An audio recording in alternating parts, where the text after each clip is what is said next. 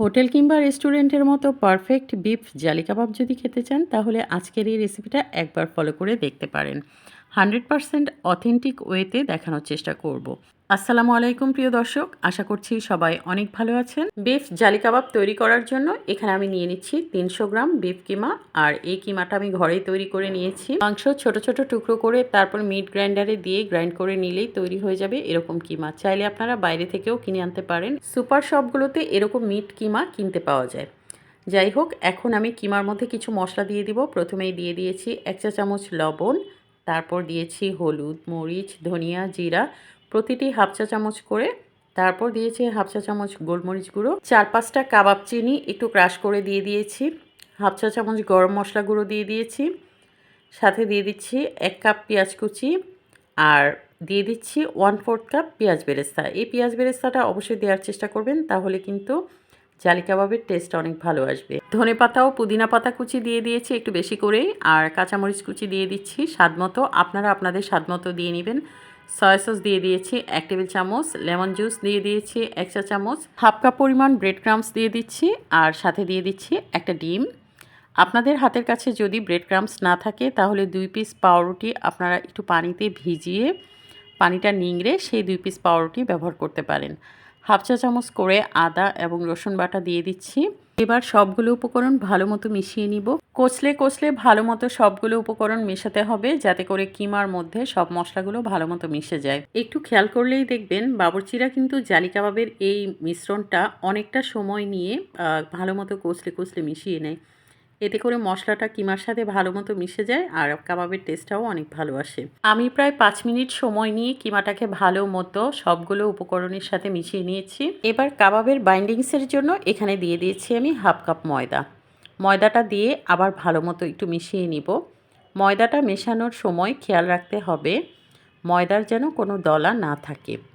আর ময়দাটা মাখানোর পর আপনারা একবার কাবাবের শেপটা ঠিকমতো হচ্ছে কি না হাতে একটু নিয়ে ভালো মতো দেখবেন। যদি দেখেন আপনার কাবাবের শেপটা ঠিকমতো দেয়া যাচ্ছে তাহলে বুঝতে হবে কিমার মিশ্রণটা মাখানো একদম পারফেক্ট হয়েছে। আমি যে পরিমাণ মাংসের কিমা নিয়েছি এখানে হাফ কাপ পরিমাণ ময়দাই যথেষ্ট ছিল। দেখতেই পেয়েছেন আমি সুন্দরভাবে কাবাবের শেপটা দিতে পেরেছি। আপনাদের যদি মনে হয় কাবাবের মিশ্রণটা একটু নরম হয়েছে বা কাবাবের শেপটা ঠিকমতো দিতে পারছেন না, তাহলে এখানে 2 টেবিল চামচ ময়দা অথবা 2 টেবিল চামচ ব্রেড ক্রাম্ব আপনারা ব্যবহার করতে পারেন। এই কাবাবের মিশ্রণটা মাখানোর পরে কোনো প্রকার রেস্টে রাখার কোনো প্রয়োজন নেই, সাথে সাথেই বানানো শুরু করতে পারেন। আমি মাখানোর পর সাথে সাথেই বানানো শুরু করে দিয়েছি। পরিমাণ মতো কিমা হাতে নিয়ে হাতের তালুতে ঘুরিয়ে এভাবে প্রেস করে দিলেই জালি কাবাব তৈরি হয়ে যাবে। কাবাবের সাইজটা ছোট বড় এটা আপনারা আপনাদের পছন্দ মতো করে নিতে পারেন। আমি সবগুলো কাবাব সুন্দরভাবে বানিয়ে নিয়েছি। এখন এই কাবাবগুলোকে আমি কোট করে নিব। কোট করে নেওয়ার জন্য আমি এখানে 2টো ডিম নিয়ে নিয়েছি। এখন এই ডিমগুলোকে একটা বাটিতে ভেঙে নিব। আপনারা এই কাবাবগুলো চাইলে কিন্তু একদিন বেশি করে বানিয়ে অনেক দিন পর্যন্ত সংরক্ষণ করতে পারেন।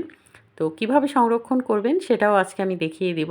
2টো ডিম আমি একটা বাটিতে ফেটিয়ে নিয়েছি। ডিমটাকে আমি এক সাইডে রেখে দিব। এখানে আমি একটা ছড়ানো প্লেটে নিয়ে নিয়েছি 1 কাপ পরিমাণ ব্রেড ক্রাম্বস। এখন হচ্ছে সবগুলো কাবাব ব্রেড ক্রাম্বসের মধ্যে আগে কোট করে নিব। এভাবে আমি একটা একটা করে কাবাব এপিট ওপিট করে ভালো মতো ব্রেড ক্রাম্বসে কোট করে নিচ্ছি। কাবাবগুলো ব্রেড ক্রাম্বসে কোট করার সময় একটু চেপে চেপে ভালো মতো লাগাতে হবে।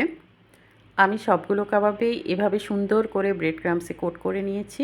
এই পর্যায়ে কাবাবগুলো সংরক্ষণ করতে পারেন। আর কিভাবে সংরক্ষণ করবেন সেটা বলে দিচ্ছি। কাবাবগুলো সংরক্ষণের জন্য আপনারা চাইলে এরকম এয়ারটাইট বক্স নিতে পারেন অথবা জিপলক ব্যাগে ভরে 2 থেকে 3 মাস ফ্রোজেন করতে পারেন। চাইলে আপনারা কাবাবগুলোকে এরকম ছড়ানো প্লেটে নিয়ে প্রথমে 1 ঘন্টা ডিপ ফ্রিজে রেখে তারপর শক্ত করে নিতে পারেন, অথবা আমার মতো এরকম বক্সে রেখে তার উপর একটা প্লাস্টিক দিয়ে আবার একটা একটা করে কাবাব রেখে বক্সের ঢাকনা মেরে ফ্রোজেন করতে পারেন। কিছু জালি কাবাব আমি আপনাদের ভেজে দেখাচ্ছি, আর এর জন্য ফ্রাইং প্যানে পর্যাপ্ত তেল দিয়ে দিয়েছি। এখন ওই যে 2টো ডিম ফেটিয়ে রেখেছিলাম সেই ডিমের মধ্যে ব্রেড ক্রাম্বে কোট করে রাখা জালি কাবাবগুলো প্রথমে একটু ডুবিয়ে নিব। তারপর তেলটা হালকা গরম হলে এবার একটা একটা করে জালি কাবাব তেলের মধ্যে ছেড়ে দিব। আপনাদের জন্য একটা ইম্পর্টেন্ট টিপস হলো তেলটা কিন্তু খুব বেশি গরম করা যাবে না। এতে করে যেহেতু এটা ডিমের মধ্যে ডুবিয়ে তারপর তেলে ছাড়া হচ্ছে, তেল যদি খুব বেশি গরম হয় তাহলে কিন্তু ডিমের মিশ্রণটা একদম সাথে সাথেই পুড়ে যাবে। আর পুড়ে গেলে কিন্তু কাবাবটা একদম তেতো স্বাদের হয়ে যাবে। এবার আমি আমার হাতে কিছুটা ডিম নিয়ে হাতের আঙুল দিয়ে ছড়িয়ে দিচ্ছি যাতে করে এই কাবাবগুলোর উপরে একটা জালি জালি ভাব আসে। চুলার আঁচ লো এবং মিডিয়ামের মাঝামাঝি রেখে আমি কাবাবগুলো ভেজে নিচ্ছি। প্রায় 4 থেকে 5 মিনিট পর একটা সাইড হয়ে গেলে তারপর আমি কাবাবটা উল্টে দিচ্ছি।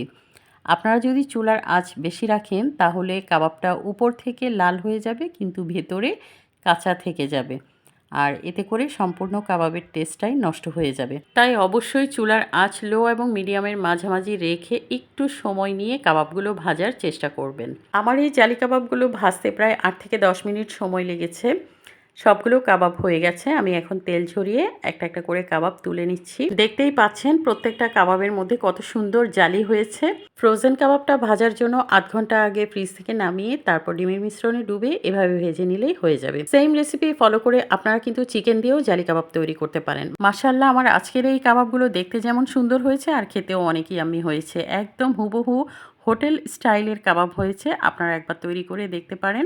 ইনশাল্লাহ আপনাদেরও খুব ভালো লাগবে খেতে। যে কোনো পার্টি বা অনুষ্ঠানে পোলাও কিংবা বিরিয়ানির সাথে পরিবেশন করতে পারেন অথবা ইফতারেও পরিবেশন করতে পারেন। রেসিপি ভালো লাগলে লাইক, কমেন্ট ও শেয়ার করে পাশে থাকবেন। সবাই ভালো থাকবেন। আল্লাহ হাফেজ।